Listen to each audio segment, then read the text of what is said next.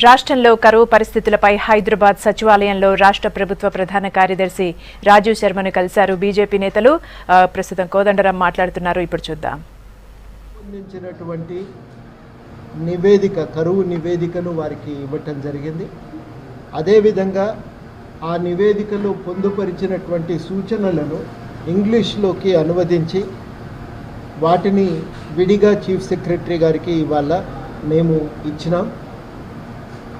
స్థూలంగా ఒక 12 సూచనలు మేము ఇవాళ చీఫ్ సెక్రటరీ గారు ముందు ఉంచినాం. అందులో మొదటిది ఏమంటే అన్ని మండలాలను కరువు మండలాలుగా ప్రకటించాలన్నది. రెండవది కరువు గుర్తించడానికి ఉపయోగిస్తున్న ప్రమాణాలను సవరించాలి. ప్రత్యేకించి ఒక్క మండల కేంద్రంలోనే మనం ఇవాళ రెయిన్ గాజులు అనేవి ఉన్నాయి, వర్షపాతాన్ని కొలవటానికి ఏర్పాట్లు ఉన్నాయి. దీనివల్ల సరి అయినటువంటి ఇవాళ వాతావరణ మార్పుల నేపథ్యంలో సరి అయినటువంటి ఒక రీతిలో వర్షపాతాన్ని మనం లెక్కగట్టడం కుదరటం లేదు. అన్ని గ్రామాల్లో కూడా రెయిన్ గాజులు ఉండాలని చెప్పి మేము సూచన చేసినాం. అదేవిధంగా భూగర్భ జలాల మట్టాన్ని కూడా కరువుకు ఒక గుర్తుగా చూడాలని చెప్పి అది కూడా ఒక సూచన చేసినాం. తర్వాత ఇంకా మేము పంట నష్టానికి 10,000 చొప్పున చెల్లించాలని, ఎకరాకు 10,000 చొప్పున. తర్వాత కరువు ప్రభావిత ప్రాంతాల్లో మంచినీటి సరఫరా కోసం ఏర్పాట్లు జరగాలని, అదేవిధంగా పశువులకు నీళ్లు మేతలు కూడా అందుబాటులో ఉంచాలని, వాటిని కూడా సరఫరా చేయాలని చెప్పి మేము కోరినాం. 100 రోజుల పని, ఉపాధి హామీ పనులు చాలా చోట్ల జరగటం లేదు, ఏదో కారణం చేత నిలిచిపోయి ఉన్నాయి.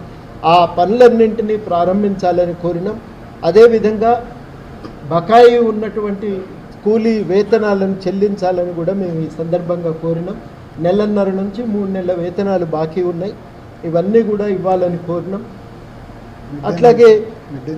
అట్లాగే మిడ్ డే మీల్స్ను ఇప్పుడు ప్రారంభించడం ఒక మంచి నిర్ణయంగానే పేర్కొంటూ దాన్ని ఆసరా లేని వృద్ధులకు, వికలాంగులకు కూడా ఇవ్వాలి అని.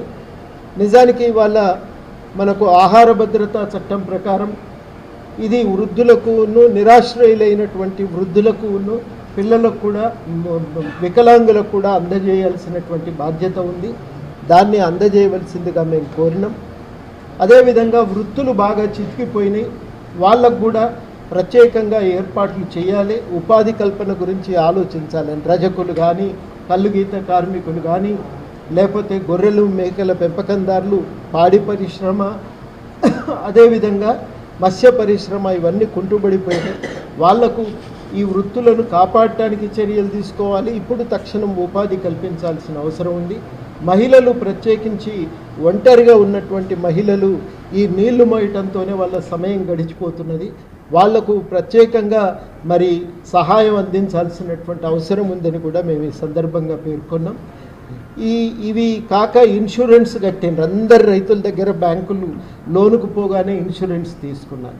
కానీ వాళ్ళ పంటలు ఎండిపోతే మాత్రం ఏ కంపెనీ వాళ్ళ దగ్గరికి రావటం లేదు. అయితే ఇన్సూరెన్స్ అన్నా వాపస్ ఇప్పించండి, లేకపోతే ఇన్సూరెన్స్ కంపెనీల నుంచి నష్టపరిహారమైనా ఇప్పించండి అని చెప్పి మేము కోరినాం. ఇవి